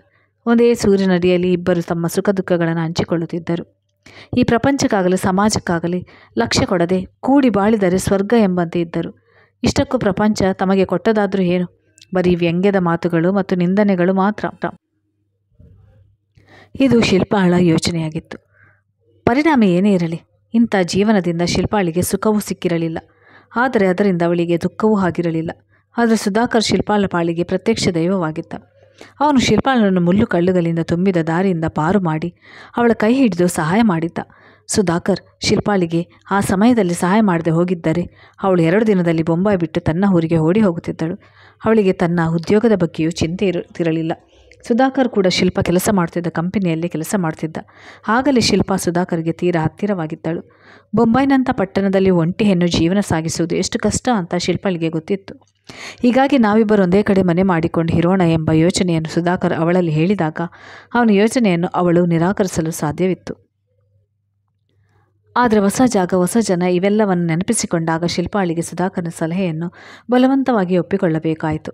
ಸುಧಾಕರ್ ಈ ಸಲಹೆಯನ್ನು ಕೊಡುವ ಮುಂಚೆ ಶಿಲ್ಪ ತನ್ನ ಸಲಹೆಯನ್ನು ನೀನು ಬಲವಂತಕ್ಕಾಗಿ ಒಪ್ಪಬೇಕಾಗಿಲ್ಲ, ನಿಧಾನವಾಗಿ ಯೋಚನೆ ಮಾಡಿ ಒಂದು ನಿರ್ಧಾರಕ್ಕೆ ಬಾ. ನಿಮ್ಮ ಮನೆಯವರಿಂದ ನೀನು ವಿರೋಧ ಎದುರಿಸಬೇಕಾಗುತ್ತದೆ. ಏಕೆಂದರೆ ಮದುವೆಯಾಗದೆ ನಾವಿಬ್ಬರು ಒಟ್ಟಿಗೆ ಇರುವುದು ಅವ್ರಿಗೆ ಇಡಿಸದೇ ಇರಬಹುದು ಎಂದು ಎಚ್ಚರಿಸಿದ. ಶಿಲ್ಪಾಳ ತಾಯಿ ಶಿವಮೊಗ್ಗದಲ್ಲಿದ್ದರು. ತಂದೆ ತೀರಿಕೊಂಡಿದ್ದರು. ವಿಧವೆ ತಾಯಿ ರೋಗಗ್ರಸ್ತರಾಗಿದ್ದರು. ಶಿಲ್ಪಾಳ ಅಕ್ಕ ತಾಯಿಯನ್ನು ನೋಡಿಕೊಳ್ಳುತ್ತಿದ್ದಳು. ಸಂಸಾರದ ಹೊಣೆ ಶಿಲ್ಪಾಳ ಮೇಲೆ ಬಿದ್ದಿತ್ತು. ಕಷ್ಟಪಟ್ಟು ಡಿಗ್ರಿ ಮುಗಿಸಿದ ಮೇಲೆ ಶಿಲ್ಪ ನೌಕರಿಯನ್ನು ಅರಸಿ ಮುಂಬೈಗೆ ಬಂದಿದ್ದಳು. ಪ್ರತಿ ತಿಂಗಳು ತಾಯಿಗೆ ದುಡ್ಡು ಕಳಿಸುತ್ತಿದ್ದಳು. ಅಕ್ಕ ಅನನ್ಯ ತಾಯಿಯನ್ನು ನೋಡಿಕೊಳ್ಳುತ್ತಿದ್ದುದು ಶಿಲ್ಪಾಳಿಗೆ ಸ್ವಲ್ಪ ಮಟ್ಟಿಗೆ ಸಮಾಧಾನ ಕೊಟ್ಟಿತ್ತು. ಇಂಥ ಪರಿಸ್ಥಿತಿಯಲ್ಲಿ ಶಿಲ್ಪಾಳ ತಾಯಿ ಹೇಗೆ ವಿರೋಧ ಮಾಡಿಯಾರು? ಆಗಷ್ಟೇ ಕೆಲಸಕ್ಕೆ ಸೇರಿಕೊಂಡ ಶಿಲ್ಪಾಗೆ ಸುಧಾಕರ್ನ ಪರಿಚಯ. ಅಕಸ್ಮಾತ್ತಾಗಿ ಅದು ಪ್ರೇಮಕ್ಕೂ ತಿರುಗಿತ್ತು. ಅವನೊಂದಿಗೆ ಸಲಿಗೆ, ಅವಳನ್ನು ಹಚ್ಚಿಕೊಂಡ ಪರಿ ಇವೆಲ್ಲವೂ ಶಿಲ್ಪಾಗೆ ಹೊಸ ಅನುಭವ ಕೊಟ್ಟಿತ್ತು. ಪ್ರಪಂಚದಲ್ಲಿ ಸುಧಾಕರ್ನನ್ನು ಬಿಟ್ಟರೆ ಬೇರೆ ಏನು ಬೇಡ ಎನ್ನೋ ಪರಿಸ್ಥಿತಿಗೆ ಶಿಲ್ಪ ತಲುಪಿದ್ದಳು. ಅವಳಿಗೆ ಅರಿವಿಲ್ಲದಂತೆ ಶಿಲ್ಪ ಸುಧಾಕರ್ನ ಪ್ರೇಮ ಪಾಶಕ್ಕೆ ಸಿಲುಕಿದ್ದಳು. ಆದರೆ ಅವರ ಪ್ರೀತಿಯ ವೇದನೆಯನ್ನು ಸುಧಾಕರ್ ಅರ್ಥ ಮಾಡಿಕೊಂಡಿದ್ದಾನೆಯೇ, ಅದು ಪ್ರೀತಿ ಏಕಮುಖವಾಗಿದೆ ಎಂದು ಶಿಲ್ಪಾಗೆ ಅರ್ಥವಾಗಿರಲಿಲ್ಲ. ಇಬ್ಬರು ತೀರಾ ಹತ್ತಿರವಾಗಿದ್ದರು. ಸುಧಾಕರ್ ಶಿಲ್ಪಾಳನ್ನು ಒಬ್ಬ ಸ್ನೇಹಿತೆಯಾಗಿ ನೋಡುತ್ತಿದ್ದಾನೆಯೇ ಹೊರತು ಅವಳು ಒಬ್ಬ ಪ್ರೇಮಿ ಮುಂದೆ ತಾನು ವಿವಾಹವಾಗುವ ಕನ್ಯೆ ಎಂದು ಯಾವತ್ತೂ ಅವನು ತನ್ನ ಇಂಗಿತವನ್ನು ವ್ಯಕ್ತಪಡಿಸಿರಲಿಲ್ಲ ಮತ್ತು ಅದರ ಬಗ್ಗೆ ಯಾವ ವಾಗ್ದಾನವನ್ನು ಕೊಟ್ಟಿರಲಿಲ್ಲ. ತನ್ನ ಗತ ಜೀವನ ನೆನೆಸಿಕೊಂಡು ಯಾವುದೇ ಲೋಕದಲ್ಲಿದ್ದ ಶಿಲ್ಪಾಳನ್ನು ಸುಧಾಕರ್ ಎಚ್ಚರಿಸುತ್ತಾ, ಏನು ಯೋಚನೆ ಮಾಡ್ತಾ ಇದೆಯಾ ಶಿಲ್ಪ? ಏನಾದರೂ ಮಾತನಾಡು ಎಂದ. ಏನಿಲ್ಲ ಸರ್ ಎಂದು ತಡವರಿಸಿದ ಶಿಲ್ಪ ಸುಧಾಕರ್ಗೆ ತನ್ನ ಮನಸ್ಸಿನಲ್ಲಿದ್ದ ಭಾವನೆಯನ್ನು ತಿಳಿಸಲು ಹಿಂಜರಿದಳು. ಲಂಚ್ ರೆಡಿ ಮಾಡಲಾ ಸರ್? ಈಗಲೇ ಬೇಡ ಶಿಲ್ಪ, ಇನ್ನು ಸ್ವಲ್ಪ ಹೊತ್ತು ನಾನು ಮುಂದೆ ಕುಳಿತುಕೋ. ನಿನ್ನನ್ನು ಬಿಟ್ಟು ನಾನು ಇಷ್ಟು ವರ್ಷ ಏನು ಮಾಡ್ತಿದ್ದೆ, ನನ್ನ ಪರಿಸ್ಥಿತಿ ಹೇಗಿತ್ತು ಅಂತ ಒಂದು ಸಾರಿ ಆದರೂ ನಾನು ಕೇಳಲೇ ಇಲ್ವಲ್ಲ. ಹುಚ್ಚರ ಸ್ಥಿತಿಗೆ ನನ್ನನ್ನೇನು ತಳ್ಳಿದೆ. ನಿನ್ನನ್ನು ಒಮ್ಮೆ ನೋಡಬೇಕು, ನಿನ್ನ ಜೊತೆ ಬಾಯಿ ತುಂಬ ಮಾತನಾಡಬೇಕಂತ ಇಲ್ಲಿಗೆ ಓಡೋಡಿ ಬಂದೆ. ನೀನು ಒಮ್ಮೆ ನನ್ನ ಹೃದಯದ ಬಂಜರು ಭೂಮಿ ಇದ್ದಂತೆ, ಅಲ್ಲಿ ಪ್ರೇಮವೆಂಬ ಸಸಿ ಚಿಗುರಲು ಸಾಧ್ಯವೇ ಇಲ್ಲ ಎಂದು ಹೇಳಿದ್ದು ನೆನಪಿದೆಯಾ? ಪ್ರೇಮವೆನ್ನುವುದೊಂದು ತಪಸ್ಸು ಶಿಲ್ಪ. ನೋಡು, ನಿನ್ನ ತಪಸ್ಸು ನನಗೆ ವರದಾನವಾಗಿ ಬಂಜರು ಭೂಮಿಯಲ್ಲೂ ಪ್ರೇಮದ ಸಸಿ ಚಿಗುರಿದೆ ಎಂದು ಸುಧಾಕರ್ ಹೇಳುವಾಗ ಅವನ ಕಣ್ಣುಗಳು ಆನಂದದಿಂದ ಅರಳಿದ್ದವು. ಆದರೆ ಶಿಲ್ಪ ಪಾಳಿಗೆ ಸುಧಾಕರ್ನ ವರದಾನ ಒಂದು ಶಾಪವಾಗಿತ್ತು. ಅದನ್ನು ಸುಧಾಕರ್ಗೆ ಹೇಗೆ ಹೇಳುವುದು ಎಂದು ಶಿಲ್ಪ ಯೋಚಿಸುತ್ತಿದ್ದಳು. ಈಗ ಸುಧಾಕರ್ನ ಜೋಲಿಗೆಗೆ ಹಾಕಲು ಅವಳ ಬಳಿ ಏನೂ ಇರಲಿಲ್ಲ. ಈಗ ಅವಳ ಮನಸ್ಸಿನಲ್ಲೆಲ್ಲ ಹೆಚ್ಚಾಗಿ ತುಂಬಿದ್ದು ಅವಳ ಪತಿ ಕೃಷ್ಣಮೂರ್ತಿ ಮಾತ್ರ. ಸುಧಾಕರ್ ಶಿಲ್ಪಾಳ ಮನಸ್ಸಿನಲ್ಲಿ ಆಗುತ್ತಿದ್ದ ತಲ್ಲಮಳವನ್ನು ಗಮನಿಸಿ, ಶಿಲ್ಪ, ಯಾಕೆ ಇಷ್ಟೊಂದು ಗಾಬರಿಯಾಗಿದ್ಯಾ? ರಿಲ್ಯಾಕ್ಸ್. ನಾನು ನಿನ್ನನ್ನು ಏನೂ ಕೇಳೋಕ್ಕೂ ಇಲ್ಲಿಗೆ ಬಂದಿಲ್ಲ. ನನಗೆ ನಿನ್ನಿಂದ ಏನೂ ಬೇಡ. ನಿನ್ನ ಹತ್ತಿರ ಇರಬೇಕು ಅನ್ನೋದೇ ನನ್ನ ಆಸೆ. ಅಷ್ಟಕ್ಕೆ ಅನುಮತಿ ಕೊಡು ಸಾಕು. ನಿನ್ನ ನೋಡ್ತಾನೆ ನನ್ನ ಉಳಿದಿರುವ ಜೀವನ ಕಳೆದು ಬಿಡುತ್ತೇನೆ ಎಂದ. ಸುಧಾಕರ್ ಮಾತು ಕೇಳಿ ಶಿಲ್ಪಾಗೆ ತಲೆಸುತ್ತು ಬಂದು ಕೆಳಗೆ ಬೀಳುವ ಹಾಗಾಯಿತು. ತಕ್ಷಣ ಮೇಜಿನ ಮೇಲಿದ್ದ ಗ್ಲಾಸ್ನಿಂದ ನೀರು ಕುಡಿದಳು. ಅವಳಿಗೆ ಒಂದು ಕ್ಷಣವೂ ಅಲ್ಲಿರಲು ಸಾಧ್ಯವಾಗಲಿಲ್ಲ. ಇನ್ನೇನು ಅವಳು ಅಲ್ಲಿಂದ ಹೊರಡಬೇಕೆನ್ನುವಷ್ಟರಲ್ಲಿ, ಶಿಲ್ಪ, ಒಂದು ನಿಮಿಷ ತಡಿ. ಆಯಿತು, ನಾನು ಇಲ್ಲಿರೋದು ನಿನಗೆ ಇಷ್ಟವಿಲ್ಲದಿದ್ದರೆ ಹೇಳು, ಈಗಲೇ ಹೊರಟು ಹೋಗ್ತೀನಿ ಎಂದು ಸುಧಾಕರ್ ಎದ್ದು ನಿಂತ. ಶಿಲ್ಪ ತಕ್ಷಣ ಸುಧಾಕರ್ನನ್ನು ತಡೆಯುತ್ತಾ, ಇಲ್ಲ ಸುಧಾಕರ್, ನೀವು ಲಂಚ್ ಮುಗಿಸ್ಕೊಂಡೇ ಹೋಗಬೇಕು. ಆಮೇಲೆ ಇಲ್ಲಿರುವುದು ಅಥವಾ ಬಿಡುವುದು ನಿಮಗೆ ಸೇರಿತ್ತು ಎಂದಳು. ಸುಧಾಕರ್ ಕ್ಷಣಕಾಲ ಯೋಚಿಸಿ ನಂತರ ಊಟಕ್ಕೆ ತಯಾರಾದ. ಊಟ ಚೆನ್ನಾಗಿತ್ತ ಸುಧಾಕರ್? ತುಂಬ ಚೆನ್ನಾಗಿತ್ತು ಶಿಲ್ಪ. ನೀನು ಮಾಡಿದ ಅಡುಗೆ ಕೇಳಬೇಕಾ? ಅದು ನಲಪಾಕ. ಇಷ್ಟು ವರ್ಷಗಳಾದ ಮೇಲೆ ನಿನ್ನ ಕೈ ರುಚಿ ನೋಡಿ ನನಗಂತೂ ತುಂಬ ಖುಷಿಯಾಯಿತು. ಇಷ್ಟೊಂದು ಹೊಗಳ್ತಿದ್ದೀನಿ ಅಂತ ಬೇಜಾರು ಮಾಡ್ಕೋಬೇಡ. ಸರಿ, ನಾನಿನ್ನು ಬರಲಾ ಎಂದ. ಆಗ ಶಿಲ್ಪಾಲ ಕೈಗಳು ಅವಳಿಗೆ ಅರಿವಿಲ್ಲದಂತೆ ಸುಧಾಕರ್ನ ಬೆನ್ನ ಮೇಲಿದ್ದವು. ಸುಧಾಕರ್, ಇನ್ನು ಸ್ವಲ್ಪ ಹೊತ್ತು ಇಲ್ಲೇ ಇದ್ದು ರೆಸ್ಟ್ ತಗೊಳ್ಳಿ. ನಿಮ್ಮ ಬಗ್ಗೆ ಇನ್ನು ಸ್ವಲ್ಪ ಹೇಳಿ ಕೂತ್ಕೊಳ್ಳಿ. ಶಿಲ್ಪಾಳ ಮನಸ್ಸು ಬೇಡವೆಂದರೂ ಈ ಶಬ್ದಗಳು ಅವಳ ತುಟಿಗಳಿಂದ ಜಾರಿತ್ತು. ಶಿಲ್ಪಾಳ ಬಾಯಿಂದ ಹೊರಬಿದ್ದ ಈ ಮಾತುಗಳನ್ನು ಕೇಳಿ ಸುಧಾಕರ್ಗೆ ಅತ್ಯಂತ ಖುಷಿಯಾಯಿತು. ಹಬ್ಬ ಅಂತೂ ನನ್ನ ಬಗ್ಗೆ ಕೇಳಿದೆಯಲ್ಲ, ಅಷ್ಟು ಸಾಕು. ನನ್ನ ಬಗ್ಗೆ ಹೇಳಲು ಇನ್ನೇನಿದೆ ಶಿಲ್ಪ? ನನ್ನ ಜೀವನದಲ್ಲಿ ಯಾವ ಬದಲಾವಣೆಯೂ ಆಗಿಲ್ಲ. ಮುಂಚೆ ಹೇಗಿತ್ತೋ ಈಗಲೂ ಹಾಗೇ ಇದೆ. ನನ್ನ ಮನೆ, ಕರ್ಟನ್, ಫರ್ನಿಚರ್, ಪಾತ್ರೆಗಳು, ಹೂಗುಂಡಗಳು ಯಾವುದೂ ಬದಲಾವಣೆ ಆಗಿಲ್ಲ. ನೀನು ಅವುಗಳನ್ನು ಹೇಗೆ ಇಟ್ಟಿದೆಯೋ ಹಾಗೇ ಇವೆ. ಎಲ್ಲದರ ಮೇಲೆ ಧೂಳು ಕೂತಿದೆ. ನನ್ನ ಪರಿಸ್ಥಿತಿ ಕೂಡ ಅವಕ್ಕೆ ಕರುಣೆ ಬಂದಿದೆ. ನನಗೆ ಜೀವನದಲ್ಲಿ ಒಂಟಿತನ ಅಭ್ಯಾಸವಾಗಿ ಹೋಗಿದೆ. ಯಾವುದರಲ್ಲೂ ಆಸಕ್ತಿ ಇಲ್ಲ, ಯಾರ ಮೇಲೆಯೂ ಆಸೆಯೂ ಇಲ್ಲ. ಜೀವನದಲ್ಲಿ ನಾನು ಸಂಪೂರ್ಣವಾಗಿ ವಿಶ್ವಾಸ ಕಳೆದುಕೊಂಡು ಬಿಟ್ಟಿದ್ದೇನೆ. ನಾನು ಮನೆಯಲ್ಲಿದ್ದರೂ ನಿನ್ನದೇ ನೆನಪುಗಳು ಸದಾ ನನ್ನನ್ನು ಕಾಡುತ್ತವೆ. ಆಫೀಸ್ನಿಂದ ನಾನು ಮನೆಗೆ ಬಂದು ಶೂ ಬಿಚ್ಚದೆ ಮಲಗಿದಾಗ, ಇದೇನು ದುರಾಭ್ಯಾಸ ಸುಧಾಕರ್, ಮೊದಲು ಶೂ ಬಿಚ್ಚಿ ಅಂತ ನೀನು ನನ್ನನ್ನು ಗದರಿಸ್ತಿದ್ದದು. ಹೀಗೆ ಇನ್ನು ಎಷ್ಟೋ ಪುಟ್ಟ ನೆನಪುಗಳು ನನ್ನ ಮನಸ್ಸನ್ನು ಕಲಕುತ್ತವೆ. ನಾನು ನಿನ್ನನ್ನು ಅದು ಕೊಡು ಇದು ಕೊಡು ಅಂತ ಪೀಡಿಸ್ತಿರುವಾಗ, ಸುಧಾಕರ್, ಯಾವಾಗಲೂ ನಿಮ್ಮ ಸೇವೆ ಮಾಡಿಕೊಂಡು ಇರೋದಕ್ಕೆ ನಾನೇನು ನಿಮ್ಮ ಹೆಂಡತಿನ ಅಂತ ನೀನು ಎಷ್ಟೋ ಸಾರಿ ಕೋಪ ಮಾಡಿಕೊಳ್ತಿದ್ದೆ. ನನಗೆ ಆಗ ಅದೇನೋ ಗರಬಡಿತಿತ್ತೋ ಏನೋ. ನೀನು ನನ್ನ ಸೇವೆ ಮಾಡುತ್ತಿದ್ದನ್ನು ಹೊಗಳೋದು ಬಿಟ್ಟು ನಿನ್ನನ್ನು ಬಾಯಿಗೆ ಬಂದಾಗ ಬೈಯುತ್ತಿದ್ದೆ. ನಿನ್ನ ಅತಿ ಸೇವೆಯಿಂದ ನಾನು ಬೇಜಾರಾಗಿದ್ದೆ. ನೀ ನನ್ನ ಬಾಳನ್ನು ಬೆಳಗಲು ಬಂದವಳು ಎಂಬ ಕೃತಜ್ಞತೆಯೂ ಇಲ್ಲದೆ ನಿನ್ನನ್ನು ಅಲಕ್ಷ್ಯ ಮಾಡಿದೆ. ನೀ ನನ್ನ ಮೇಲಿಟ್ಟಿದ್ದ ಪ್ರೀತಿ ಪ್ರೇಮವನ್ನು ಅರ್ಥ ಮಾಡಿಕೊಳ್ಳದಷ್ಟು ದಡ್ಡನಾಗಿದ್ದೆ ಎಂದು ಸುಧಾಕರ್ ಹೇಳುತ್ತಿದ್ದ. ಶಿಲ್ಪ ಏನೋ ಮಾತನಾಡದೆ ಎಲ್ಲವನ್ನು ತಾಳ್ಮೆಯಿಂದ ಕೇಳುತ್ತಿದ್ದಳು. ಇಷ್ಟೆಲ್ಲ ಆದರೂ ಸುಧಾಕರ್ನ ಕಣ್ಣಲ್ಲಿ ಎಲ್ಲೋ ಒಂದು ಪ್ರೇಮದ ಚುಕ್ಕೆಯನ್ನು ಅಂದು ಶಿಲ್ಪ ಕಂಡಿದ್ದಳು. ಅವಳು ಏನನ್ನಾದರೂ ಹೇಳುವ ಮನಸ್ಸಿದ್ದರೂ ಅದು ಸಾಧ್ಯವಾಗದೆ ಮೌನವಾಗಿದ್ದಳು. ಮೇಲಾಗಿ ಅಲ್ಲಿ ಕೃಷ್ಣಮೂರ್ತಿ ಬಂಗ್ಲೆಗೆ ಬಂದು ಇವರ ಮಾತುಗಳನ್ನು ಕೇಳಿಸಿಕೊಂಡು ಬಿಡುತ್ತಾರೋ ಎಂಬ ಚಿಂತೆಯು ಹೆದರಿಕೆಯು ಅವಳಲ್ಲಿ ಇತ್ತು. ಸುಧಾಕರ್ ಮತ್ತು ಶಿಲ್ಪ ಅದೆಷ್ಟು ಹೊತ್ತು ಸುಮ್ಮನೆ ಕುಳಿತಿದ್ದರೋ ಇಬ್ಬರಿಗೂ ಅರಿವಾಗಿರಲಿಲ್ಲ. ಆದರೆ ಇಬ್ಬರು ತಮ್ಮ ಗತಜೀವನವನ್ನು ನೆನಪು ಮಾಡಿಕೊಂಡು ಬಾಧೆ ಪಡುತ್ತಿರುವುದು ಅವರ ಮುಖಗಳಲ್ಲಿ ಸ್ಪಷ್ಟವಾಗಿ ಕಾಣಿಸ್ತಿತ್ತು. ಈ ಹಿಂದೆ ಶಿಲ್ಪ ಮತ್ತು ಸುಧಾಕರ್ ಇಬ್ಬರು ಒಂದೇ ಮನೆಯಲ್ಲಿ ಗಂಡ ಹೆಂಡತಿಯಾಗಿ ಇದ್ದದ್ದು ಅವರಿಗೇನು ಮುಜುಗರವೆನಿಸಿರಲಿಲ್ಲ. ಶಿಲ್ಪ ಹೆಂಡತಿಗಿಂತ ಜಾಸ್ತಿಯಾಗಿ ಸುಧಾಕರ್ನ ಸೇವೆ ಮಾಡುತ್ತಿದ್ದಳು. ಅವನಿಗೆ ಅಡುಗೆ ಮಾಡುವುದು, ಅವನ ಬಟ್ಟೆ ಒಗೆಯುವುದು, ಇಸ್ತ್ರಿ ಮಾಡುವುದು, ಶೂ ಪಾಲಿಷ್ ಮಾಡುವುದು, ಇವುಗಳ ಜೊತೆಗೆ ಮನೆಯನ್ನು ಒಪ್ಪವಾಗಿ ಇಡುವುದು. ಹೀಗೆ ಸುಧಾಕರ್ನ ಅವಶ್ಯಕತೆಗಳಿಗೆ ಯಾವ ಕೊರತೆಯೂ ಬಾರದಂತೆ ನೋಡಿಕೊಳ್ಳುತ್ತಿದ್ದಳು. ಇಷ್ಟೆಲ್ಲ ಕೆಲಸಗಳನ್ನು ಮಾಡಿ ಶಿಲ್ಪ ತಾನು ಆಫೀಸ್ಗೆ ಹೋಗ್ತಿದ್ಳು. ಕೆಲಸ ಜಾಸ್ತಿ ಎಂದು ಯಾವತ್ತೂ ಮುಖ ಸಿಂಡರಿಸಿರಲಿಲ್ಲ. ನಗುತ್ತಲೇ ಎಲ್ಲವನ್ನು ನಿಭಾಯಿಸ್ತಿದ್ದಳು. ಸುಧಾಕರ್ ಮಾರ್ಕೆಟಿಂಗ್ ಮ್ಯಾನೇಜರ್ ಆಗಿದ್ದರಿಂದ ಅವನು ಬೆಳಿಗ್ಗೆ ಮನೆ ಬಿಟ್ಟರೆ ರಾತ್ರಿ ಲೇಟಾಗಿ ಮನೆಗೆ ಬಂದೊಡನೆ ಸುಸ್ತಾಗಿ ಮಲಗಿ ಬಿಡ್ತಿದ್ದ. ಒಮ್ಮೊಮ್ಮೆ ಅವನು ಟೂರ್ಗೆ ಹೋದಾಗ ಶಿಲ್ಪ ಮನೆಯಲ್ಲಿ ಒಂಟಿಯಾಗಿರುತ್ತಿದ್ದಳು. ಇಬ್ಬರು ಮನೆಯಲ್ಲಿದ್ದಾಗ ಶಿಲ್ಪ ಸುಧಾಕರ್ಗೆ ಇಷ್ಟವಾದ ತಿಂಡಿ ಮಾಡುತ್ತಿದ್ದಳು. ಭಾನುವಾರ ಅಡಿಗೆ ಬೋರ್ ಎನಿಸಿದಾಗ ಇಬ್ಬರು ಹೊರಗೆ ಹೋಗಿ ಸಿನಿಮಾ ನೋಡಿ ಒಳ್ಳೆಯ ಹೋಟೆಲ್ನಲ್ಲಿ ಊಟ ಮಾಡಿ ಸಂಜೆ ಮನೆಗೆ ಬರುತ್ತಿದ್ದರು. ಒಟ್ಟಿನಲ್ಲಿ ಇಬ್ಬರು ಸ್ವತಂತ್ರವಾಗಿ ಯಾವ ಯೋಚನೆ ಇಲ್ಲದೆ ಪಕ್ಷಿಗಳಂತೆ ಜೀವನದ ಸುಖ ಸಂತೋಷಗಳನ್ನು ಅನುಭವಿಸುತ್ತಾ ತಮ್ಮದೇ ಆದ ಕಲ್ಪನಾ ಲೋಕದಲ್ಲಿ ವಿಹರಿಸುತ್ತಿದ್ದರು. ಇವರಿಬ್ಬರನ್ನು ಬೇರೆ ಯಾರಾದರೂ ನೋಡಿದರೆ ಗಂಡ ಹೆಂಡತಿಯಂತೆ ಕಾಣುತ್ತಿದ್ದರು. ಆದರೆ ವಿಪರ್ಯಾಸವೆಂದರೆ ಶಿಲ್ಪ ಸುಧಾಕರ್ನನ್ನು ತನ್ನ ಭಾವಿ ಪತಿ ಎಂದು ಯೋಚಿಸುತ್ತಿದ್ದರೆ ಸುಧಾಕರ್ ಮಾತ್ರ ಶಿಲ್ಪಾಳಿಗೆ ತನ್ನ ಭಾವಿ ಪತ್ನಿ ಎಂಬ ಸ್ಥಾನ ಕೊಡಲು ಹಿಂದೇಟು ಹಾಕುತ್ತಿದ್ದ. ಇದು ಶಿಲ್ಪಾಳ ಗಮನಕ್ಕೂ ಬಂದಿತ್ತು. ಇವರಿಬ್ಬರು ಒಟ್ಟಿಗೆ ಇರುವುದು ಕೆಲವು ಸಲ ಫಜೀತಿಗೆ ಎಡೆಕೊಟ್ಟಿತ್ತು. ಒಂದು ಸಲ ಶಿಲ್ಪಾಳ ತಾಯಿ ಸುನಂದಮ್ಮ ತಮ್ಮ ಹಿರಿಯ ಮಗಳೊಡನೆ ಶಿಲ್ಪಾಳನ್ನು ನೋಡಬೇಕೆಂದು ಹಂಬಲದಿಂದ ಬೊಂಬೈಗೆ ಬರುವುದಾಗಿ ಕಾಗದ ಬರೆದಿದ್ದರು. ಇದನ್ನು ಕೇಳಿ ಶಿಲ್ಪಾಳ ಎದೆ ದಸಕ್ಕೆಂದಿತು. ಇಂಥ ಸ್ಥಿತಿಯನ್ನು ಶಿಲ್ಪ ಖಂಡಿತ ನಿರೀಕ್ಷಿಸಿರಲಿಲ್ಲ. ಆಗ ಅವಳು ಸುಧಾಕರ್ ಏನು ಮಾಡುವುದು ಈಗ ಎಂಬ ಚಿಂತೆಯಿಂದ ಸುಧಾಕರ್ನನ್ನು ಕೇಳಿದಳು. ಅಪರೂಪವಾಗಿ ಬರುತ್ತಿರುವ ತಾಯಿ ಮತ್ತು ಅಕ್ಕನನ್ನು ಕುರಿತು ಬರಬೇಡಿ ಎಂದು ಹೇಗೆ ಹೇಳುವುದು? ಅತ್ತ ಕೆರೆ ಎತ್ತ ಬಾವಿಯಂತಾಗಿತ್ತು ಶಿಲ್ಪಾಳ ಸ್ಥಿತಿ. ಸುಧಾಕರ್ ಶಿಲ್ಪಾಳನ್ನು ಸಮಾಧಾನಪಡಿಸುತ್ತಾ, ಅಯ್ಯೋ ಹುಚ್ಚಿ, ಅದಕ್ಕೆ ಯಾಕೆ ಎಷ್ಟೊಂದು ಚಿಂತೆ ಮಾಡ್ತಿ? ಅವರು ಬರಲಿ ಬಿಡು, ನಾನು ಒಂದೆರಡು ದಿನ ಹೋಟೆಲ್ನಲ್ಲಿ ಇರ್ತೀನಿ. ಒಂದು ಕ್ಷಣ ಮಾತ್ರದಲ್ಲಿ ಆ ಸಮಸ್ಯೆಗೆ ಪರಿಹಾರ ಸೂಚಿಸಿದ. ಸುಧಾಕರ್ ಏನೋ ಹೋಟೆಲ್ಗೆ ಹೋದ. ಅದರ ಮನೆಯಲ್ಲಿರುವ ಅವನ ಸಾಮಾನುಗಳನ್ನು ಎಲ್ಲಿ ಬಚ್ಚಿಡುವುದು? ನನ್ನ ಮಗಳು ಒಂಟಿಯಾಗಿಲ್ಲ, ಯಾರೋ ಗಂಡಸನ ಜೊತೆ ಇದ್ದಾಳೆ ಎಂದು ಅಮ್ಮನಿಗೆ ಖಾತ್ರಿಯಾಗುತ್ತದೆ. ಹೀಗಾಗಿ ಅವಳು ಮನೆಯಲ್ಲಿ ಬೇರೆ ಯಾರೂ ಇಲ್ಲ. ತಾನು ಒಂಟಿಯಾಗಿದ್ದೇನೆ ಎಂದು ಸಾಬೀತು ಮಾಡಲು ಸುಧಾಕರ್ನ shirt, coat, pant, shaving set, shoe ವೈಗರೆಗಳನ್ನು ಕೀಬೋರ್ಡ್ ಪೆಟ್ಟಿಗೆಗಳಲ್ಲಿ ತುರುಕಿ ಬೀಗ ಹಾಕಿದ್ಲು. ಸುಧಾಕರ್ ಬಳಸುತ್ತಿದ್ದ ಯಾವ ವಸ್ತು ತಾಯಿ ಮತ್ತು ಅಕ್ಕನ ಕಣ್ಣಿಗೆ ಬೀಳದಂತೆ ನೋಡಿಕೊಂಡಳು. ಅವತ್ತು ಸ್ಟೇಷನ್ಗೆ ಹೋಗಿ ಶಿಲ್ಪ ತನ್ನ ತಾಯಿ ಮತ್ತು ಅಕ್ಕನನ್ನು ತನ್ನ ಮನೆಗೆ ಕರೆತಂದಳು. ಇಂಥ ಪಟ್ಟಣದಲ್ಲಿ ತಮ್ಮ ಮಗಳು ಒಂಟಿಯಾಗಿ ಜೀವಿಸುತ್ತಿರುವವಳಲ್ಲ ಎಂಬ ಮಾತ್ರ ಹೃದಯ ಚಡಪಡಿಸಿತು. ತಾಯಿ ಮತ್ತು ಅಕ್ಕ ಮನೆಯಲ್ಲಿರುವಷ್ಟು ದಿನ ಅವಳು ಶಿಲ್ಪ ಚೆನ್ನಾಗಿ ನೋಡಿಕೊಂಡಳು. ಮುಂಬೈನಲ್ಲಿ ನೋಡಬೇಕಾದ ಸ್ಥಳಗಳಿಗೆ ಇಬ್ಬರನ್ನು ಕರೆದುಕೊಂಡು ಹೋದಳು. ಒಂದಿನ ಶಿಲ್ಪಾಳ ಅಕ್ಕ ಅನನ್ಯ ತನ್ನ ತಂಗಿಯ ಬಳಿ ಬಂದು, ಶಿಲ್ಪಾ, ಈ ಮನೆಯಲ್ಲಿ ನೀನು ಒಬ್ಬಳೇ ತಾನೇ ಇದೆಯಾ ಎಂದು ಕುತೂಹಲದಿಂದ ಕೇಳಿದಳು. ಯಾಕೆ ಅನನ್ಯ, ನಿಂಗೇಕೆ ಈ ಅನುಮಾನ ಬಂತು? ಹೌದು, ನಾನೊಬ್ಬಳೇ ಇಲ್ಲಿರೋದು ಎಂದು ಸಲೀಸಾಗಿ ಹೇಳಿದ್ಲು.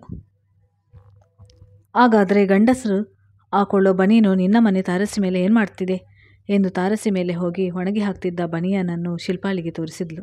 ಶಿಲ್ಪ ಬನೀನನ್ನು ಮುಚ್ಚಿಡಲು ಮರೆತಿದ್ದಳು. ಅವಳ ಮುಖ ಸಪ್ಪಗಾಗಿತ್ತು. ಆದರೂ ಬೀಸೋದೊನ್ನೆಯಿಂದ ತಪ್ಪಿಸಿಕೊಂಡ್ರೆ ಸಾಕು ಎಂಬಂತೆ. ಈ ಬನೀನು ಯಾರೋ ಪಕ್ಕದ ಮನೆಯದು ಅಂತ ಕಾಣಿಸುತ್ತೆ. ಮರೆತು ನಮ್ಮ ಮಾಡಿಯಲ್ಲಿ ಒಣಗೊಕ್ಕೆ ಹಾಕಿದ್ದಾರೆ ಎಂದು ಹೇಳಿ ತಪ್ಪಿಸಿಕೊಂಡಳು. ಇನ್ನೊಂದು ಸಾರಿ ಅನನ್ಯಗೆ ಡ್ರಾಯರ್ನಲ್ಲಿ ಸಿಗರೇಟ್ ಪ್ಯಾಕ್ ಸಿಕ್ಕಿತ್ತು. ಅದನ್ನು ಅವಳು ಶಿಲ್ಪಾಳ ಬಳಿ ವಿಚಾರಿಸಿದಾಗ ಅವಳು ಸ್ವಲ್ಪ ಹುಸಿ ಕೋಪದಿಂದಲೇ, ಅನನ್ಯ, ಮನೆಯಲ್ಲಿ ಏನಿದೆ ಅಂತ ಹುಡುಕುವುದು ನಿನ್ನ ಕೆಲಸ ಆಯ್ತಲ್ಲ. ಮನೆಗೆ ನನ್ನ ಆಫೀಸ್ ಫ್ರೆಂಡ್ಸ್ ಬಂದಿದ್ದರು, ಅದನ್ನು ಇಲ್ಲೇ ಬಿಟ್ಟಿದ್ರು, ಅದನ್ನು ತೆಗೆದು ನಾನು ಡ್ರಾಯರ್ನಲ್ಲಿ ಕೂಡಿಟ್ಟಿದ್ದೆ ಎಂದು ಅನನ್ಯಳಿಂದ ಸಿಗರೇಟ್ ಪ್ಯಾಕ್ ಎತ್ತುಕೊಂಡಳು ಶಿಲ್ಪ. ಅನನ್ಯ, ನನಗೆ ಯಾರ ಸಹಾಯವೂ ಬೇಕಿಲ್ಲ. ಅಂತ ಪರಿಸ್ಥಿತಿ ಬಂದರೆ ನಿನ್ನನ್ನು ನನ್ನ ರೂಮ್ಮೇಟ್ ಮಾಡ್ಕೊಳ್ತೀನಿ ಆಯಿತಾ ಎಂದು ತುಂಬ ಆತ್ಮೀಯತೆಯಿಂದ ಅಕ್ಕನನ್ನು ತಬ್ಬಿಕೊಂಡಳು. ಅವಳ ಇನ್ನೊಂದು ಮನಸ್ಸು ತನ್ನ ತಾಯಿ ಮತ್ತು ಅಕ್ಕನಿಗೆ ಸುಧಾಕರ್ ಬಗ್ಗೆ ಎಲ್ಲ ಹೇಳಿಬಿಡಲಿ ಎಂದು ತವಕಿಸ್ತಿತ್ತು. ಅನನ್ಯ ಏನೋ ಅಮಾಯಕ ಹೆಣ್ಣಲ್ಲ, ಎಲ್ಲ ಅರ್ಥ ಮಾಡಿಕೊಳ್ಳುವ ಶಕ್ತಿ ಅವಳಿಗಿದೆ. ಇನ್ನು ಸುನಂದಮ್ಮನವರಿಗೆ ತಮ್ಮ ಮಗಳು ಯಾವ ಕಾಲಕ್ಕೂ ಚೆನ್ನಾಗಿರಬೇಕೆಂದವರ ಆಸೆ. ತನ್ನ ಮತ್ತು ಸುಧಾಕರ್ನ ಸಂಬಂಧಕ್ಕೆ ಯಾವ ತಡೆಯನ್ನು ಉಂಟು ಮಾಡುವುದಿಲ್ಲವೆಂದು ಶಿಲ್ಪಾಳಿಗೆ ಖಾತ್ರಿಯಾಗಿತ್ತು. ಆದರೆ ಸದ್ಯಕ್ಕೆ ಸುಧಾಕರ್ ಬಗ್ಗೆ ಯಾವ ವಿಷಯವನ್ನು ಅವರಲ್ಲಿ ಹೇಳುವುದು ಸಮಂಜಸವಲ್ಲ ಎಂದು ಶಿಲ್ಪ ನಿರ್ಧರಿಸಿದಳು. ಏಕೆಂದರೆ ತಾನೇನು ಸುಧಾಕರ್ನನ್ನು ಪ್ರೀತಿಸುತ್ತಿದ್ದೇನೆ, ಆದರೆ ಅವನು ಮಾತ್ರ ಇದುವರೆಗೂ ಅವಳ ಮನಸ್ಸನ್ನು ಅರ್ಥ ಮಾಡಿಕೊಳ್ಳದೆ ತಟಸ್ಥನಾಗಿರುವುದು ಅವಳಿಗೆ ಚಿಂತೆಯಾಗಿತ್ತು. ಮುಸುಕಿನೊಳಗೆ ಗುದ್ದಿನಂತಿತ್ತು ಅವಳ ಸ್ಥಿತಿ. ಈಗ ಸುಧಾಕರ್ ತನ್ನ ಬಗ್ಗೆ ಏನು ಯೋಚಿಸುತ್ತಿದ್ದಾರೆ? ಅವರಿಬ್ಬರ ಸಂಬಂಧಕ್ಕೆ ಏಕೆ ಅವರು ಒಂದು ಅಸ್ತಿತ್ವ ಕೊಡುತ್ತಿಲ್ಲ? ಸುಧಾಕರ್ ಈ ಪ್ರೀತಿ ಪ್ರೇಮದ ಬಗ್ಗೆ ಚಕಾರವೆತ್ತುತ್ತಿರಲಿಲ್ಲ. ಇಂತಹ ಪರಿಸ್ಥಿತಿಯಲ್ಲಿ ಅವಳು ತನ್ನ ತಾಯಿ ಮತ್ತು ಅಕ್ಕನಿಗೆ ಸುಧಾಕರ್ ಬಗ್ಗೆ ಏನು ಆಶ್ವಾಸನೆ ಕೊಡುವುದು? ಕಾಲ ಕಳೆಯುತ್ತಿದ್ದಂತೆ ಶಿಲ್ಪ ಸುಧಾಕರ್ಗೆ ಇನ್ನೂ ಹತ್ತಿರವಾಗತೊಡಗಿದಳು.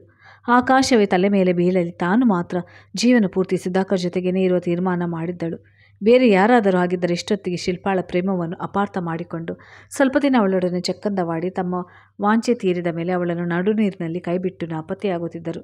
ಅದು ಸುಧಾಕರ್ ಅಂತ ಅಷಾಢಭೂತಿಯಾಗಿರಲಿಲ್ಲ. ಅವನೊಬ್ಬ ಜೆಂಟಲ್ಮ್ಯಾನ್ ಆಗಿದ್ದ. ಈ ಒಂದು ಗುಣವೇ ಶಿಲ್ಪಾಳಿಗೆ ಇಡಿಸಿತ್ತು. ಸುಧಾಕರ್ ಕೂಡ ಅಷ್ಟೇ, ಅವನೊಬ್ಬ ಜೆಂಟಲ್ಮ್ಯಾನ್ ಮಾತ್ರವಾಗಿರದೆ ಎಲ್ಲ ವಿಷಯಗಳಲ್ಲೂ ಶಿಲ್ಪಾಳ ಬೆನ್ನೆಲುಬಾಗಿದ್ದ. ಅವಳ ತಾಯಿ ಆಸ್ಪತ್ರೆ ಖರ್ಚು, ಅನನ್ಯಳ ಓದಿನ ಬಾಬ್ತು, ಇವುಗಳನ್ನೆಲ್ಲ ತನ್ನ ಜವಾಬ್ದಾರಿ ಎಂದು ತಿಳಿದಿದ್ದ. ಒಂದು ಸಾರಿ ಶಿಲ್ಪಾಳ ಅಕ್ಕನ ಮದುವೆ ಪ್ರಸ್ತಾಪವನ್ನು ಸುಧಾಕರ್ನ ಮುಂದೆ ಇಟ್ಟಾಗ ಅವನು ಬಹಳ ಸಂತೋಷದಿಂದ ಅನನ್ಯಳಿಗೆ ತಾನೇ ಹೊರ ಹುಡುಕಿ ಗಂಡಿನ ತಂದೆ ತಾಯಿಗೆ ಫೋನ್ ಮಾಡಿ ಅವರಿಂದ ವಿಚಾರ ತಿಳಿದುಕೊಂಡು ಅನನ್ಯಳ ಮದುವೆ ನಿಶ್ಚಯಿಸಿದ. ಆದರೆ ಸುಧಾಕರ್ ಅನನ್ಯಳ ಮದುವೆಗೆ ಬರಲು ನಿರಾಕರಿಸಿದ.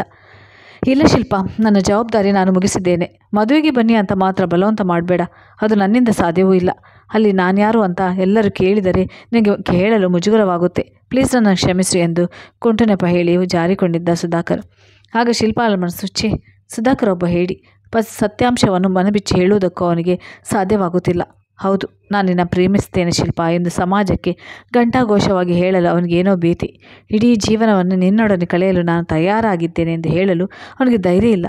ಇಂಥ ಕಲ್ಲು ಹೃದಯದವನ ಮುಂದೆ ನಿನ್ನದು ವ್ರತಲಾಪ ಅಷ್ಟೇ ಎಂದು ಹೇಳುತ್ತಿತ್ತು. ಸುಧಾಕರ್ ಮದುವೆಯ ಬಂಧನದಿಂದ ದೂರವಿರಲು ಆಶಿಸಿದ್ದ. ತಾನು ಸ್ವತಂತ್ರವಾಗಿರಬೇಕೆಂದು ಅವನ ಇಚ್ಛೆಯಾಗಿತ್ತು. ಶತಾಗತಾಯ ತಾನು ಒಂಟಿಯಾಗಿರುತ್ತೇನೆ ಎಂಬ ಭಾವನೆಯನ್ನು ಶಿಲ್ಪಲಲ್ಲಿ ಹೇಳಿಕೊಳ್ಳಲು ಅವನಿಗೆ ಆಗಿರಲಿಲ್ಲ. ಕಡೆಪಕ್ಷ ಪ್ರೇಮದ ಬಗ್ಗೆ ಒಂದೆರಡು ಸಿಹಿ ಮಾತನಾಡುತ್ತೇನೆ ಎಂಬ ನಿರೀಕ್ಷೆ ಶಿಲ್ಪಾಳ ಪಾಳಿಗೆ ಹುಸಿಯಾಗಿತ್ತು. ಕಲ್ಲಿನಂಥ ಮನುಷ್ಯನೊಡನೆ ಇನ್ನೆಷ್ಟು ದಿನ ಹೋರಾಡುವುದು, ಇದು ಶಿಲ್ಪಾಳ ಚಿಂತನೆಯಾಗಿತ್ತು. ಹಿರಿಯ ಮಗಳ ಮದುವೆಯನ್ನು ಮುಗಿಯಿತು. ಈಗ ಸುನಂದಮ್ಮನವರಿಗೆ ಶಿಲ್ಪಾಳ ಮದುವೆ ಯೋಚನೆ ಬಂದಿತ್ತು. ದಿನ ಮದುವೆಗೆ ಬಂದಿದ್ದ ಶಿಲ್ಪಾಳನ ಹತ್ತಿರ ಕರೆದು, ಶಿಲ್ಪ, ಇನ್ನೆಷ್ಟು ದಿನ ನೀನು ಒಂಟಿಯಾಗಿರ್ತಿ? ನಾನು ಕಣ್ಣು ಮುಚ್ಚುವುದರೊಳಗೆ ನಿನ್ನ ಹತ್ತಿನಲ್ಲಿ ತಾಳಿ ನೋಡುವ ಆಸೆ. ನೀನು ಯಾರನ್ನಾದರೂ ಇಷ್ಟಪಟ್ಟಿದ್ರೆ ಹೇಳು ಕಂದ, ಅದಕ್ಕೆ ನನ್ನ ಆಕ್ಷೇಪಣೆ ಏನೂ ಇಲ್ಲ. ಅವರನ್ನೇ ಮದುವೆ ಮಾಡ್ಕೊ.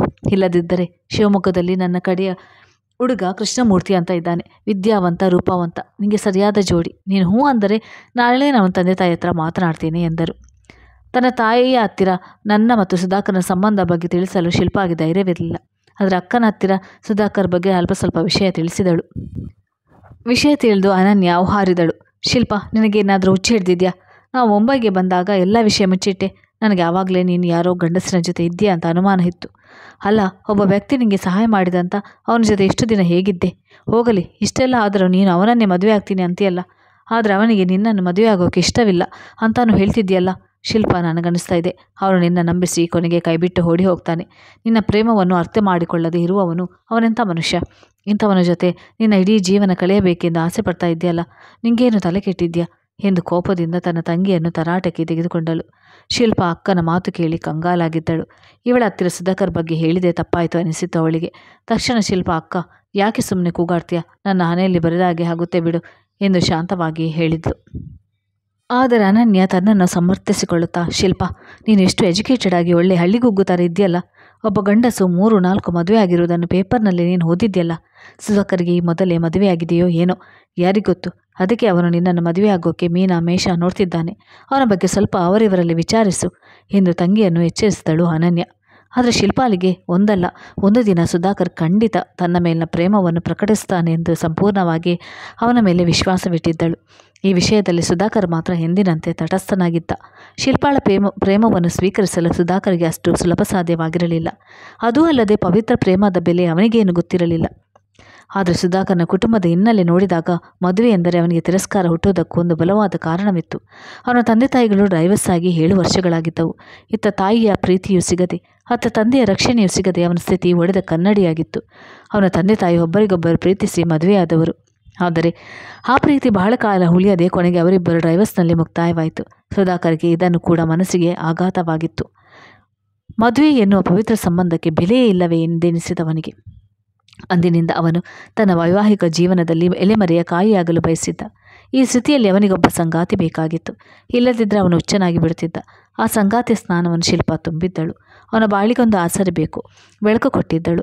ಹೀಗಾಗಿ ಅವನಿಗೆ ಪ್ರೀತಿ, ಪ್ರೇಮ ಮತ್ತು ಮದುವೆಗಿಂತ ಹೆಚ್ಚಾಗಿ ಶಿಲ್ಪ ತನ್ನ ಜೊತೆಯಲ್ಲಿ ಇರಬೇಕೆಂದು ಬಯಸಿದ್ದ. ಆದರೆ ಶಿಲ್ಪಾಳ ಯೋಚನೆ ಬೇರೆಯಾಗಿತ್ತು. ಅಕ್ಕನ ಮದುವೆಯ ನಂತರ 2 ತಿಂಗಳು ಶಿವಮೊಗ್ಗದಲ್ಲಿಯೇ ಇದ್ದು ನಂತರ ಮುಂಬೈಗೆ ಬಂದಳು. ಅವಳ ಅನುಪಸ್ಥಿತಿಯಲ್ಲಿ ಸುಧಾಕರ್ನ ಜೀವನವು ಶೂನ್ಯವಾಗಿತ್ತು. ಅದನ್ನು ಶಿಲ್ಪ ಅವನ ಮುಖದಲ್ಲಿ ಕಂಡಿದ್ದಳು. ಅವತ್ತು ಭಾನುವಾರ.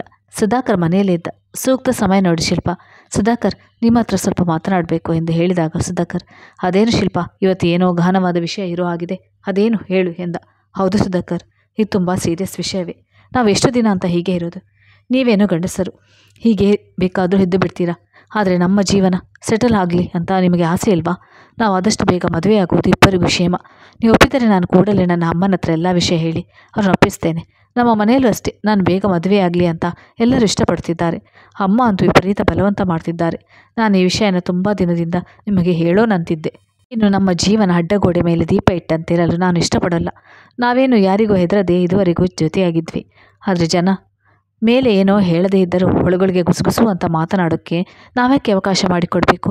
ಇವತ್ತು ಈ ವಿಷಯ ಇತ್ಯರ್ಥ ಆಗಲೇಬೇಕು ಎಂದು ಶಿಲ್ಪ ಹೇಳುವಾಗ ಅವಳ ಕಂಠ ಬಿಗಿದಿತ್ತು. ಕಡ್ಡಿ ಹುರಿದಾಗಿ ಶಿಲ್ಪ ಮಾತನಾಡಿದ್ದನ್ನು ಕೇಳಿ ಸುಧಾಕರ್ನ ಮುಖ ಬೆಳಚಿಕೊಂಡಿತ್ತು. ಅವನು ಕೂಡಲೇ ಅವಳ ಮಾತಿಗೆ ಪ್ರತಿಕ್ರಿಯಿಸ್ತಾ, ಶಿಲ್ಪ, ಇವತ್ತೇನಾಗಿದೆ ನಿನಗೆ? ಹುಚ್ಚುಚ್ಚಾಗಿ ಏನೇನೋ ಹೇಳ್ತಾ ಇದೆಯಾ? ಜನ ಸಮಾಜದ ಮೇಲೆ ಯಾವತ್ತೂ ಇಲ್ಲದೆ ಹೆದರಿಕೆ ಇವತ್ತು ನಿನಗೆ ಆಗ್ತಾ ಇದೆ ನೋಡು.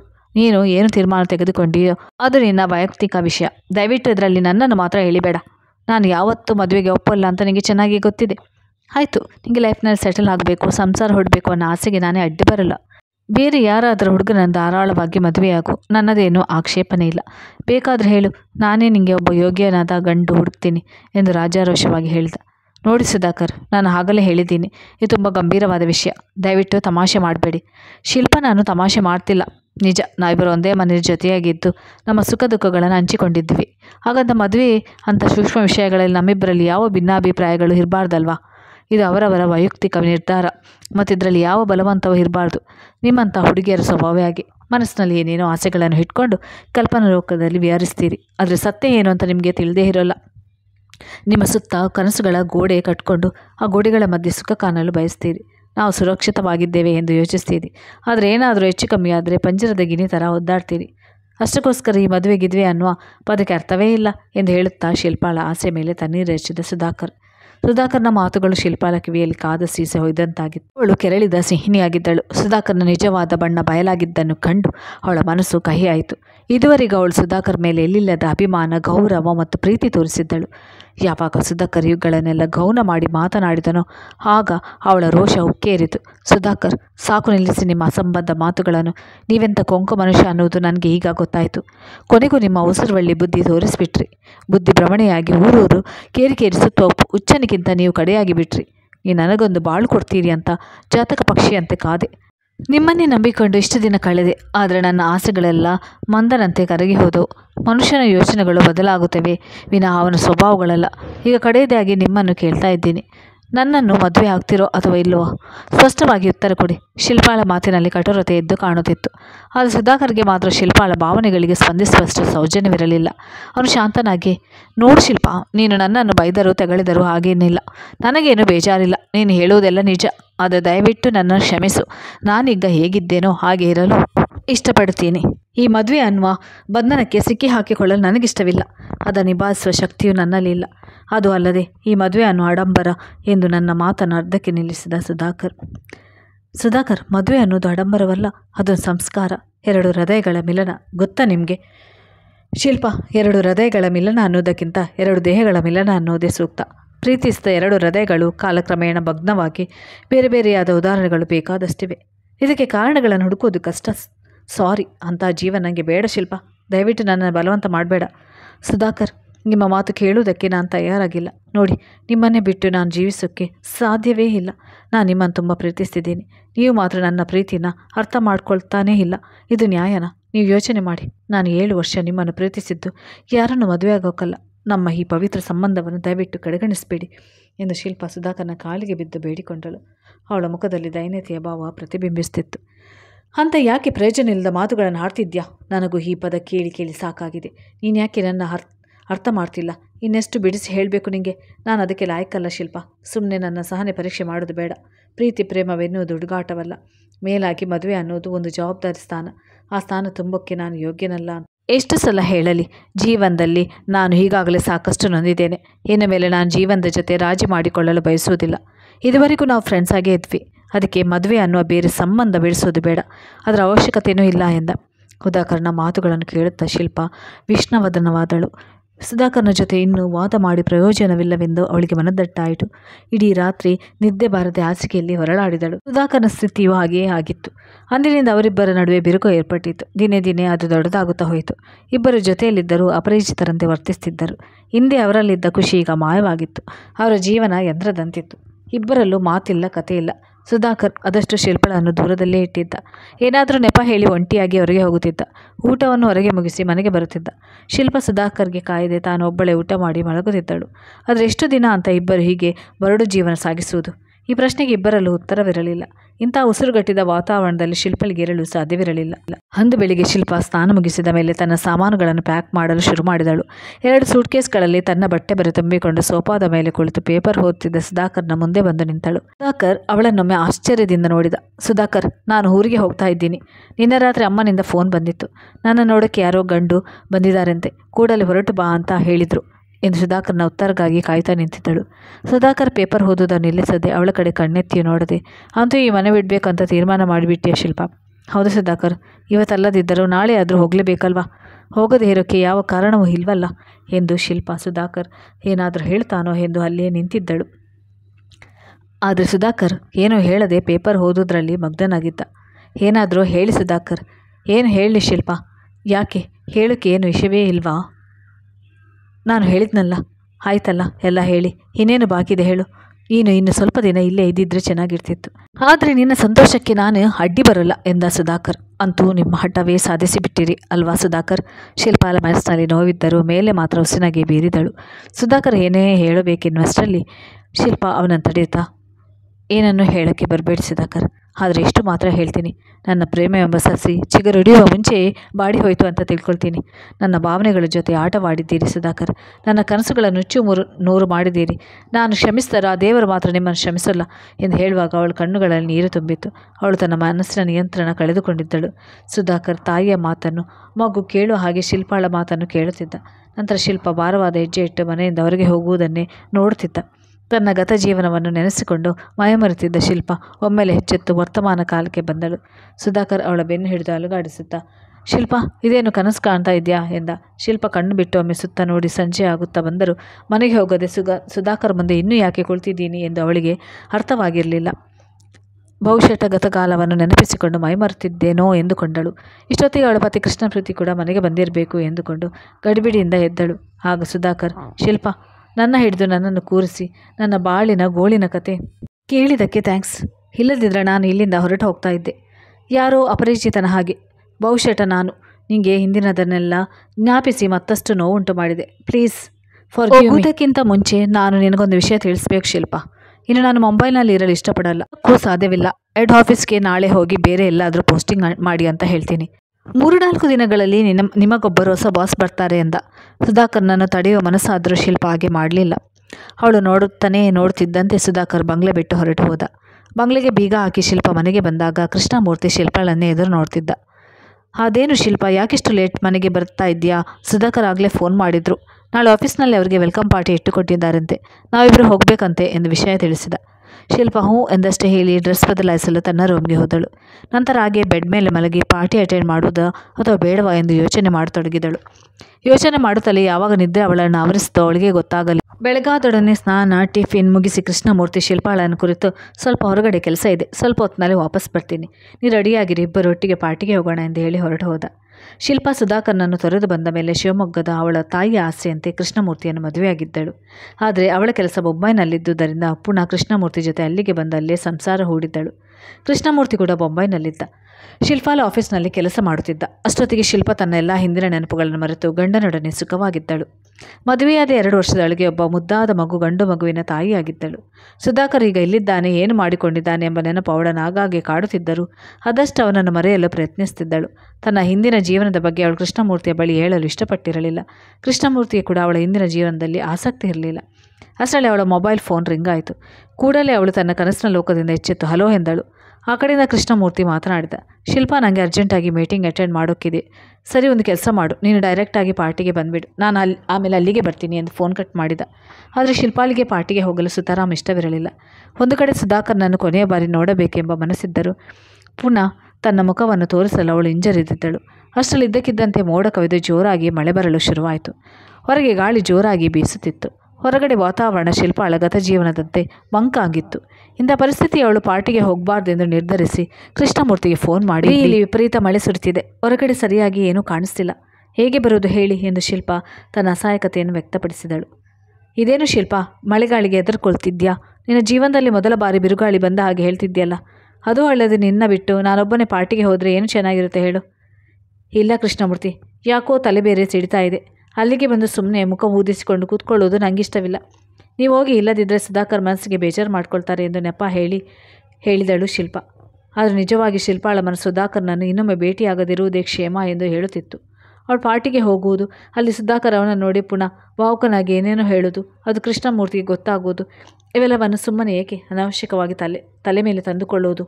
ಸುಧಾಕರ್ ಮನಸ್ಸಿನಲ್ಲಿ ಏನಾದರೂ ಅಂದುಕೊಳ್ಳಲಿ, ಅಲ್ಲಿಗೆ ಹೋಗಿ ಮನಸ್ಸು ಕೆಡಿಸಿಕೊಳ್ಳುವ ಬದಲು ಮನೆಯಲ್ಲಿರುವುದೇ ಕ್ಷೇಮವೆಂದು ಶಿಲ್ಪ ನಿರ್ಧರಿಸಿದಳು. ಇವತ್ತು ಸಂಜೆ ಕಳೆದು ಬಿಟ್ಟರೆ ಸಾಕು, ನಾಳೆ ಹೇಗಿದ್ದರೂ ಸುಧಾಕರ್ ಹೊರಟು ಹೋಗುತ್ತಾನೆ, ಆಮೇಲೆ ಮನಸ್ಸು ಹಗುರವೆನಿಸ್ತದೆ ಎಂದು ಶಿಲ್ಪ ಯೋಚನೆ ಮಾಡ್ತಿದ್ದಳು. ಅವನು ಇಲ್ಲಿ ಇದ್ದಷ್ಟು ಸಂತೋಷದ ಬದಲು ತಲೆನೋವೇ ಜಾಸ್ತಿ ಎಂದು ಚಡಪಡಿಸುತ್ತಿದ್ದಳು. ಕೃಷ್ಣಮೂರ್ತಿ ಕೂಡ ಆರಾಮವಾಗಿ ಮನೆಯಲ್ಲಿ ರೆಸ್ಟ್ ತೆಗೆದುಕೋ ಅಂತ ಸಲಹೆ ಕೊಟ್ಟಿದ್ದರು. ಕೃಷ್ಣಮೂರ್ತಿ ಇಷ್ಟು ಬೇಗ ಒಪ್ಪಿಕೊಳ್ಳುತ್ತಾರೆ ಅಂತ ಶಿಲ್ಪ ನಿರೀಕ್ಷಿಸಿರಲಿಲ್ಲ.